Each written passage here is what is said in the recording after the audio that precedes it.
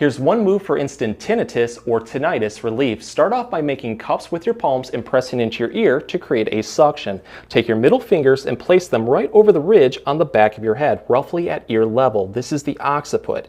You're then going to take your index fingers and overlap your middle fingers, and then flick them down quickly to tap the back of your head.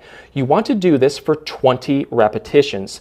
Afterwards, see how you feel. For many, you can get instant tinnitus relief, even within 30 seconds. But it may take upwards to 5 complete sets to notice results, so keep working at it. And this is something that you can do throughout the day.